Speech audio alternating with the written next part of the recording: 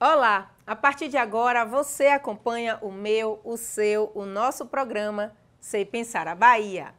Eu já começo o nosso programa de hoje trazendo os destaques da economia internacional.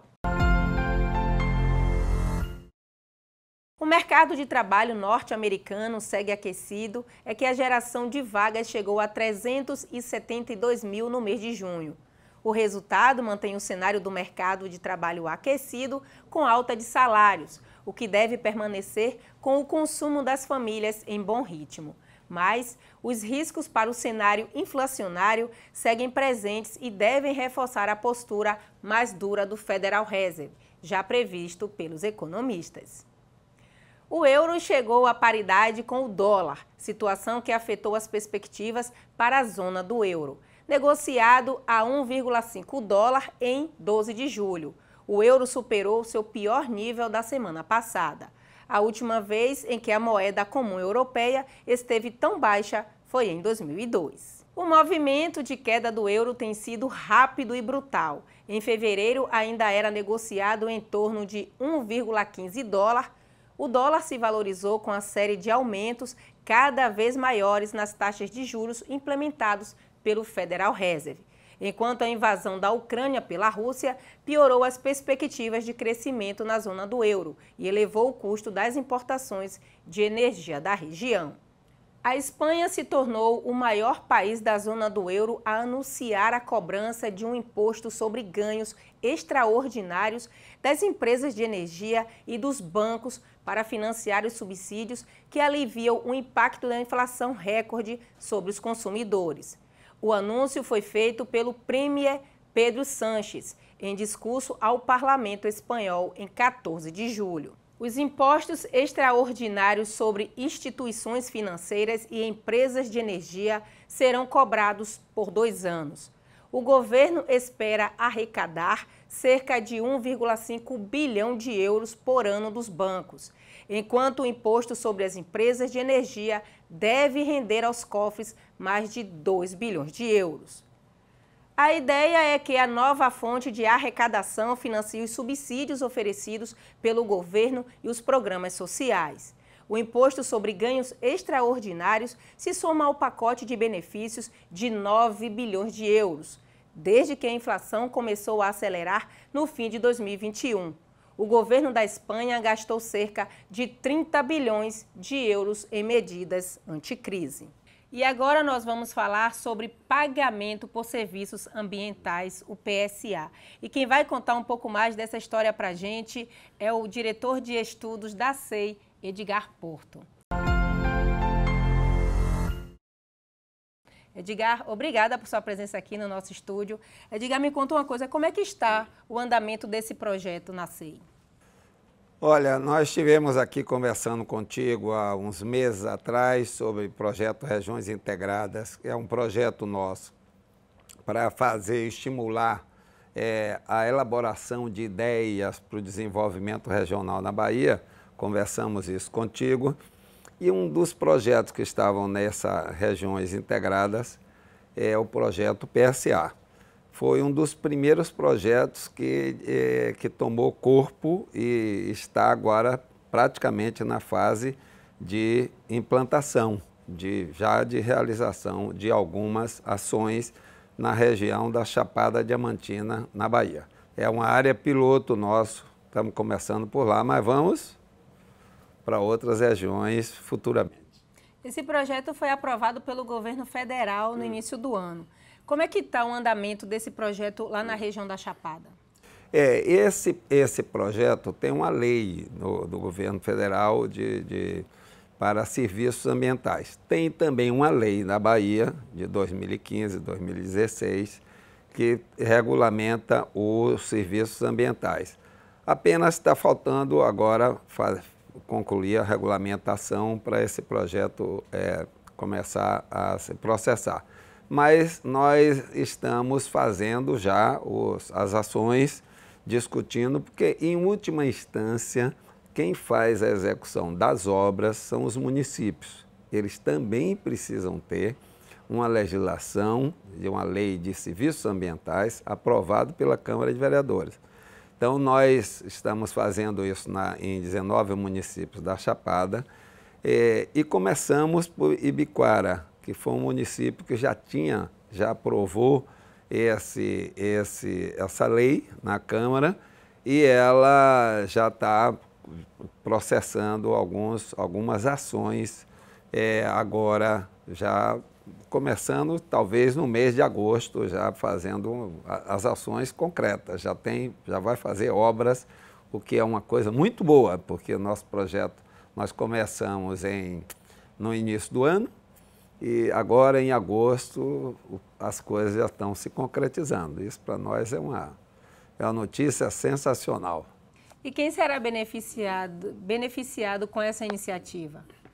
Olha, principalmente as famílias pobres, porque a ideia dos serviços ambientais é uma maneira de você fazer um pagamento, estimular as pessoas para preservar o meio ambiente e eles recebem um pagamento por isso.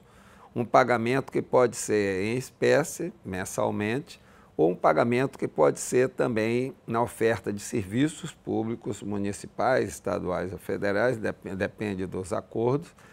E isso pode ser na forma de horas de máquinas, equipamentos ou alguns serviços, como serviços digamos assim, análise de amostras da água, do solo, etc. e tal. Então, as famílias pobres, relativamente, é quem vão se beneficiar, porque elas vão se envolver no projeto de recuperação de nascentes dos rios, tá? De recuperação de solos, e elas também vão produzir em função disso.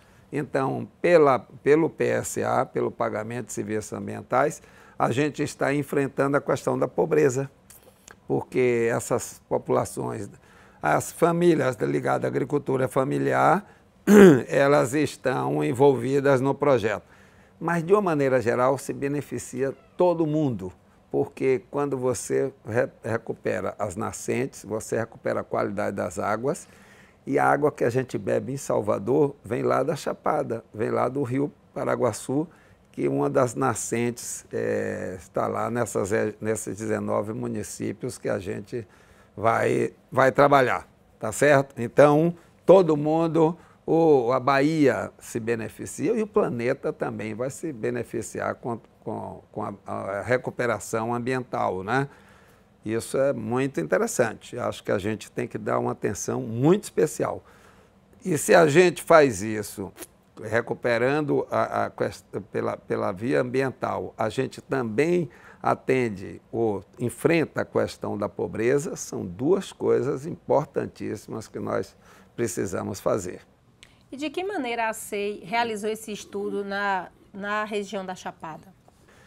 A SEI, esse pagamento de serviços ambientais, o tema ambiental, são temas que são puxados pelas secretarias de meio ambiente e pelo INEMA, não é?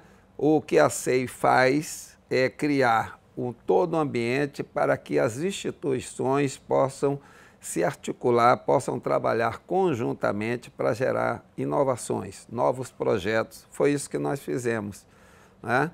Então, agora, nós conseguimos também articular com recursos, e esses recursos vão chegar nas prefeituras e as prefeituras é que vão executar. Então, a SEI pensa em projetos e cria o ambiente propício para estimular as instituições públicas e privadas a pensar sobre novas ideias para o desenvolvimento regional. E essa é a nossa função regimental, é a nossa finalidade, e a gente está cumprindo as nossas obrigações. Isso, a Chapada já está praticamente finalizando. Já tem município à vista? Esse município que nós estamos iniciando foi o município de Ibiquara, pelas facilidades para que eles fossem iniciados as ações. Mas nós temos mais 18 municípios que foram escolhidos em função de eles estarem dentro da área nossa do projeto Regiões Integradas, por ter algumas facilidades de acesso para a realização desses projetos, pelo fato desses também municípios estarem se integrando ao projeto, né, e por conta deles estarem na nossa área piloto de atuação do Regiões Integradas, que é a região turística da Chapada Diamantina. Já foi uma concretização acordada junto com a Secretaria de Turismo, com a Secretaria de Planejamento, com a SEMA, com o INEMA. Todas essas instituições têm crédito nesse projeto e nós temos que atuar conjuntamente, porque os problemas são grandes, são muito complexos e nós precisamos trabalhar juntos. Esse é o nosso lema, é o lema do projeto Regiões Integradas, que também teve uma participação fortíssima das universidades estaduais. Esse projeto, na verdade, teve o embrião dele surgiu de uma conversa, de um diálogo que nós tivemos com a Universidade de Santa Cruz, Universidade Estadual de Santa Cruz, ampliamos com o NEB, lá da Chapada, ampliamos com a Universidade de Feira de Santana e tivemos um apoio também na Universidade do Sudoeste da Bahia. Então, as estaduais todas estão também nesse projeto. Isso é ótimo, excelente, é uma notícia muito boa para o desenvolvimento da Bahia. Sem contar que vocês trouxeram também pessoas de outros países. Para discutir os temas, a gente foi buscar pessoas da Costa Rica, por exemplo, o Álvaro Cedenho, que é uma pessoa que já foi embaixador da Costa Rica na ONU, já esteve na China. Ele é uma pessoa muito importante nesse processo lá na Costa Rica. E ele deu uma contribuição muito grande para a gente. Mas também nós ouvimos as experiências de alguns municípios de Minas Gerais, de Extrema, em Minas Gerais, o pessoal de São Paulo também, que trabalha com essa questão de PSA. Nós ouvimos, discutimos, levamos 6 meses dialogando para saber como é que a gente deveria atuar. É assim que a gente faz, a gente vai buscar referência na ciência, de quem já fez, de quem faz bem feito. E nós utilizamos também muito a experiência do município da Bahia, Ibirapitanga, que é no Baixo Sul da Bahia. Eles tiveram a primeira experiência de PSA nos anos 2010 a 2012 e viraram referência nacional com essa experiência, com apoio da fundação, da OCT, que é uma fundação que foi criada por Odebrecht há uns anos atrás, e que terminou induzindo esse processo de recuperação ambiental com pagamento dos serviços. E usamos muito e a gente está evoluindo junto com eles para a gente fazer isso para outros municípios da Bahia. Eu quero que você explique o que é PSA para quem está em casa e não compreende o assunto. O PSA digamos assim, um esforço, uma estratégia da gente conseguir recursos para que as pessoas possam recuperar o ambiente da sua propriedade, da sua localidade, tá certo? Que esteja em locais estratégicos, como, por exemplo, no nosso caso, PSA, para recuperar as nascentes dos rios, porque senão os rios morrem. Se a gente desmata essas nascentes, nós vamos ter menor quantidade de água e vamos ter precariedade ao longo do consumo animal para as pessoas. E é um consumo aqui, por exemplo, para a região metropolitana de Salvador e Feira de Santana, que usa essa água da bacia do Paraguaçu, isso é um projeto muito importante.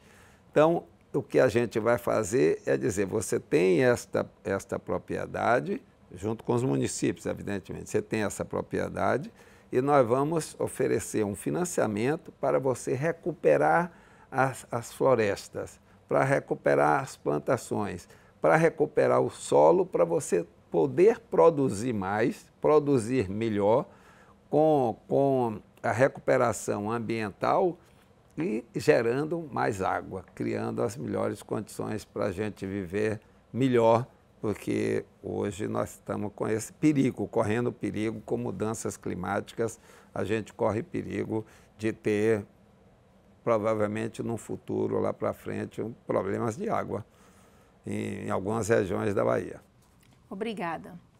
E agora nós vamos ao nosso quadro Estudos em Foco e o tema desta semana é Pesquisa Mensal de Comércio, PMC. E quem vai falar mais sobre este assunto com a gente é Elissandra Brito, economista da SEI. Vamos falar sobre a Pesquisa Mensal de Comércio. A Pesquisa Mensal de Comércio do IBGE é realizada em âmbito nacional e aborda os índices nominal e de volume de receita bruta de revenda do mês. Na Bahia, os seus dados são analisados pela Superintendência de Estudos Econômicos e Sociais da Bahia. Ela tem como objetivo produzir indicadores que permitam acompanhar a evolução conjuntural do comércio varejista e do comércio varejista ampliado em seus principais segmentos. O comércio varejista, também chamado de comércio varejista restrito, é composto de 8 segmentos. São eles: hipermercados, supermercados, produtos alimentícios, bebidas e fumos, móveis e eletrodomésticos, combustíveis e lubrificantes, tecidos, vestuários e calçados, outros artigos de uso pessoal e doméstico, equipamentos e materiais para escritório, informática e comunicação, artigos farmacêuticos, médicos, ortopédicos, de perfumaria e cosméticos, livros, jornais, revistas e papelaria. Os 4 primeiros segmentos são os de maiores representatividades para o setor. Temos mais 2 segmentos, mas esses não compõem a análise do indicador do comércio varejista. Eles integram o comércio varejista ampliado. São eles: veículos, motos, partes e peças e materiais de construção. Então, o comércio varejista ampliado inclui o varejo restrito e mais as 2 atividades citadas. No comércio varejista restrito, temos os subgrupos de hipermercados e supermercados e eletrodomésticos e móveis. A análise realizada e divulgada pela SEI diz respeito ao volume de vendas do comércio varejista. Ela é feita na ótica sazonal, que se dá quando analisamos o comportamento do setor no mês em relação ao mês imediatamente anterior, e na ótica sem o ajuste sazonal, que é quando comparamos o mês com relação ao mês do ano anterior. Também é apresentada a análise do acumulado do ano, a qual compara os índices acumulados de janeiro até o mês de referência com os de igual período do ano anterior. No último resultado divulgado pelo IBGE referente ao mês de maio, o varejo baiano ampliou seus negócios em 1,6% em relação ao mês imediatamente anterior. Na comparação com o igual mês do ano passado, o recuo alcançou a taxa de 7,4%. Já o volume de vendas no país manteve um suave crescimento no sazonal em 0,1% e recuou 0,2% em relação ao igual período do ano passado. No acumulado do ano, a taxa no estado foi negativa em 3,7%, ao passo que no país a variação foi positiva em 1,8%. A explicação para o comportamento das vendas no varejo baiano no mês de maio, na análise sazonal, se deve aos estímulos de influência da liberação parcial do FGTS, estabilização dos índices de desemprego e antecipação de pagamento do 13º salário de aposentados e pensionistas, além do efeito da adoção do Auxílio Brasil em valores maiores do que o Bolsa Família, bem como o aumento na circulação de consumidores nas ruas. Por outro lado, a análise sem ajuste sazonal, o recuo nas vendas se mantém devido à inflação, o comprometimento da renda, endividamento das famílias e elevadas taxas de juros, mas também ao efeito estatístico. Lembrando que em igual mês do ano passado, o crescimento nas vendas foi positivo em 29,4%. Na série sem ajuste sazonal, o segmento de móveis e eletrodomésticos, combustíveis e lubrificantes, hipermercados, supermercados, produtos alimentícios, bebidas e fumos, registraram as maiores influências negativas para o setor. Apesar do dinamismo com relação ao mercado de trabalho, a inflação e os juros elevados continuam comprometendo o orçamento familiar, deixando os consumidores mais cautelosos na realização de novos gastos. Por outro lado, a maior contribuição positiva para o comércio varejista nesse mês veio do segmento de tecidos, vestuários e calçados. A volta das atividades presenciais e aos eventos festivos levaram ao aumento de fluxo de pessoas nas ruas, influenciando o segmento de vestuário. A perspectiva para o setor nos próximos meses ainda é incerta.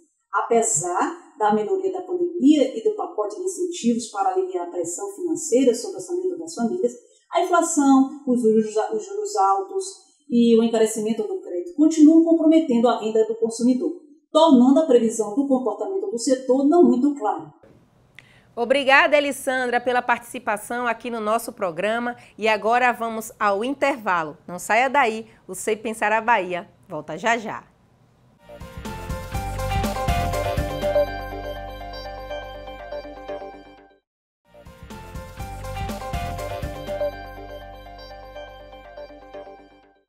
Estamos de volta e agora eu trago para você os destaques da economia aqui no país. Fiquem ligados, pois essas informações fazem muita diferença no nosso dia a dia. A média das projeções do mercado para o crescimento da economia brasileira em 2022 voltou a subir, agora 1,51% para 1,59%. Esses dados estão no relatório Focus do Banco Central, divulgado em 11 de julho. Para 2023, as expectativas para a expansão do Produto Interno Bruto, o PIB, se manteve em 0,50%. Para 2024, caiu de 1,81% para 1,80%. De acordo com o Instituto Brasileiro de Geografia e Estatística, o IBGE, a expectativa é que a economia brasileira enfrentará cenário adverso, com as eleições e com a alta de juros no quadro internacional menos favorável. O Ministério da Economia revisará 1,5% para em torno de 2% a sua projeção para o crescimento do Produto Interno Bruto deste ano. O diretor de Política Econômica do Banco Central, Diogo Guilhem, informou que a atividade do primeiro semestre foi reflexo das medidas fiscais transitórias, como antecipação do 13º a aposentados e pagamentos de abono salarial, normalização dos setores no pós-pandemia e ao aumento do consumo de serviços. A quantidade de brasileiros com dívidas atrasadas caminha para patamares recordes nos próximos trimestres. De acordo com especialistas ouvidos pelo site Valor, embora o número de pessoas que têm falhado em pagar contas ou parcelas já tenha atingido o maior nível da história no primeiro semestre. Essa medida vai continuar a subir e pode atingir um pico só em 2023. O cenário tem sido fortemente influenciado pelas condições macroeconômicas, com inflação elevada e juros em 2 dígitos. A combinação desses fatores leva a uma redução do poder de compra e de renda dos trabalhadores. O preço ao produtor mantiveram trajetória de desaceleração em junho. O índice geral de preços avançou em 0,62% em junho e 0,69% no mês anterior. Dados que já eram os esperados. Números que refletiram a deflação de commodities agrícolas, enquanto os preços industriais aceleraram, pressionados pelo minério de ferro. A inflação já reflete efeitos iniciais da redução de impostos. O Índice Nacional de Preços ao Consumidor Amplo, IPCA, de junho registrou alta de 0,67% abaixo do esperado, que era 0,7%. Já é perceptível o impacto inicial das medidas de redução do imposto sobre circulação de mercadorias e serviços, ICMS, de combustíveis e energia elétrica em alguns estados, itens que acrescentaram na deflação demonstrada nos dados citados.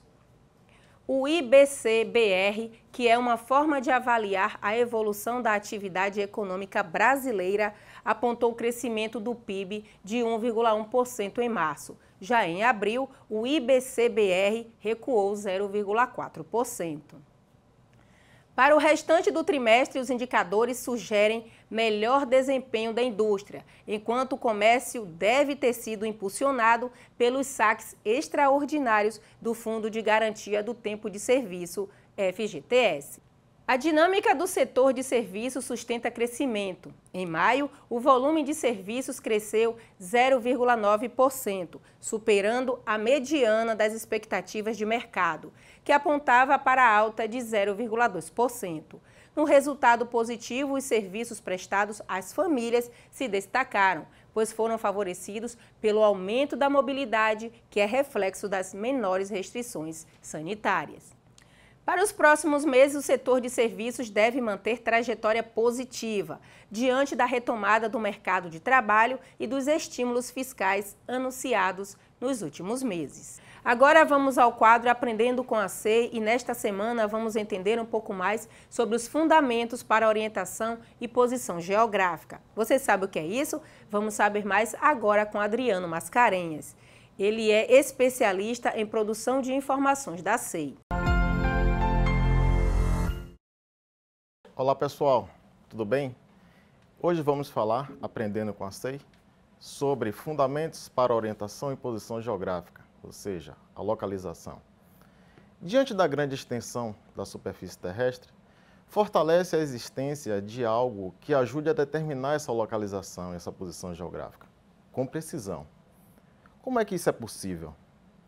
Então, desde que os seres humanos primitivos utilizaram seus instintos de sobrevivência para estimular os seus deslocamentos, lançou-se mão de uma série de artifícios a fim de ter noção do local em que se encontrava. Um exemplo disso são as pinturas rupestres. Essas pinturas determinam, aspectos de vivência e aspectos de demarcação do território. Com o passar do tempo, várias técnicas foram criadas no sentido de orientar a humanidade no espaço. Apesar das tecnologias atuais possibilitarem grande precisão quanto à localização, muitas vezes ainda nos deparamos em situações que essas soluções não são suficientes para nos levar onde queremos. Os instrumentos modernos e precisos de localização e orientação espacial têm por base conhecimentos desenvolvidos há muitos anos. Um dos princípios básicos da localização na superfície terrestre são os pontos de referência. No cotidiano, utiliza-se diversas referências para precisar os locais a serem frequentados. Um exemplo prático disso é quando se quer saber onde é o determinado local. O nome do logradouro, seja ele a rua, a avenida, a alameda, a praça, é uma referência padrão para a localização. Inclusive os CEPs, bastante utilizados. No entanto, nem sempre isso é suficiente. Pode-se indicar pontos de referências para facilitar a chegada das pessoas ao local desejado. Um exemplo disso é, fica ao lado da Casa do Muro Verde, na esquina de uma padaria, enfim, são dicas que fazem com que seja mais fácil nos localizarmos. Minha casa, por exemplo, para facilitar as entregas dos sites que perguntam realizar o cadastro de entrega, site de compra, eu sempre coloco que minha casa fica ao lado da Escola Municipal Antônio Eusébio, e isso facilita bastante. Os cadastros de sites perguntam para facilitar as entregas. Mas isso sempre funciona? E quando não há elementos visuais de referência? Diante disso, houve a necessidade de ter uma forma de orientação espacial, sem que fosse imprescindível os pontos de referências visuais. Só por curiosidade, o termo orientar está relacionado com a busca do Oriente, do leste, ou seja, do nascer do Sol. Surgem então os pontos cardeais, que indicam a direção a ser tomada para se chegar a um local. São aqueles famosos norte, sul, leste e oeste. Existe ainda, de uma maneira mais detalhada, os pontos colaterais e subcolaterais, que dão maior precisão a essa forma de localização. O instrumento mais famoso que utiliza os pontos cardeais para fornecer a localização relativa é a bússola, que consiste numa agulha imantada que em meio aquoso indica o polo norte magnético da Terra, que é bastante próximo do polo norte geográfico. Assim, indicando o norte, pode-se facilmente encontrar os demais pontos. Como é que faz a orientação de um mapa impresso com a bússola? Essa é uma grande pergunta. Então, o norte do mapa deve coincidir com o norte da bússola. Quando o norte do mapa coincidir com o norte da bússola, faz a rotação do mapa para coincidir o norte do mapa com esse norte da bússola. Já sobre a posição geográfica, como é que se determina? O modelo se baseia em encontrar as coordenadas geográficas. É um ponto, né? Essas coordenadas é um ponto, onde cruza um arco de paralelo com um arco de meridiano. Levando em consideração a forma da Terra, né, a forma circular da Terra, os paralelos e os meridianos, eles são arcos. Então, um arco de meridiano a partir da linha do Equador de 0 a 90 graus determina-se uma latitude. Um arco de paralelo de 0 a 180 graus no sentido leste ou no sentido oeste, até o antimeridiano de Greenwich, considerado também a linha internacional da mudança de data, determina-se essa longitude. Então, o cruzamento de uma latitude com a longitude encontra-se um ponto. As coordenadas geográficas, elas são utilizadas em instrumentos moderníssimos de posição geográfica. Um exemplo disso é o próprio GPS. E hoje em dia, todos os aparelhos de smartphones modernos possuem GPS. Um exemplo disso, prático, são as entregas. Por exemplo, uma chamada de carro de Uber, né, a distância onde você está até a chegada do carro, automaticamente são determinadas a coordenada geográfica do carro e onde você está e uma rede de transportes, né, georreferenciado para se determinar a distância. A mesma coisa é a entrega de iFood. Toda a produção cartográfica analógica e digital também precisa dessas coordenadas geográficas. E principalmente hoje em dia com os ambientes em sistema de informações geográficas e diversas aplicações que utilizam esse sistema, a base para isso acontecer são exatamente um mapa georreferenciado através dessas coordenadas geográficas. Muito obrigado e até a próxima. Obrigada, Adriano Mascarenhas. Agora vamos falar um pouco mais sobre a economia e, desta vez, saber como anda a economia aqui no nosso estado. O indicador de confiança do empresariado baiano, índice que avalia as expectativas do setor produtivo no estado, calculado pela Superintendência de Estudos Econômicos e Sociais da Bahia, marcou menos de 78 pontos em junho. O indicador foi maior do que o observado no mês anterior, que apontou menos de 149 pontos. O índice de junho é o segundo maior patamar do ano, inferior apenas ao mês de abril, que teve destaque com menos 67 pontos. Em uma escala de menos 1.000 a 1.000 pontos, o resultado representou um progresso de 71 pontos em relação ao mês de maio, voltando a nutrir esperanças por uma reação continuada da confiança dos empresários baianos. Em maio de 2022, a produção industrial registrou aumento com taxa de 0,3% quando comparada ao mês anterior. Essa é a quarta taxa positiva consecutiva, após ter avançado 0,2% e 3% em março e abril. As informações fazem parte da pesquisa industrial mensal do IBGE. Já na comparação com maio do ano passado, a indústria baiana assinalou aumento de 26%, o maior resultado do país no setor. Já no comparativo interanual, 3 das 5 atividades puxaram o volume de serviços para cima, com destaque para as atividades de serviços prestados às famílias, que alcançaram 64%, seguida pela atividade de transportes, serviços auxiliares aos transportes e correio com 8%. Logo depois estão os serviços profissionais, administrativos e complementares com 6%. A explicação para o comportamento das vendas no varejo da Bahia no mês de maio, na análise sazonal, se deve aos estímulos da influência da liberação parcial do FGTS. estabilização nos índices de desemprego e antecipação do pagamento do 13º salário de aposentados e pensionistas, além dos valores do Auxílio Brasil, bem como o aumento na circulação de consumidores nas ruas. Segundo números da Federação de Comércio de Bens, Serviços e Turismo, a FEComércio Bahia, com base em dados do IBGE, os serviços ligados ao turismo superaram 20% o desempenho de maio de 2019, antes da pandemia da Covid-19. Segundo a análise feita pela SEI, apenas 4 dos 12 locais pesquisados acompanharam o crescimento nacional de 2,6% verificado em maio. A variação positiva mais expressiva ficou no Rio Grande do Sul, com 4%, seguido por São Paulo com 2,5%, depois Ceará com 2,3%.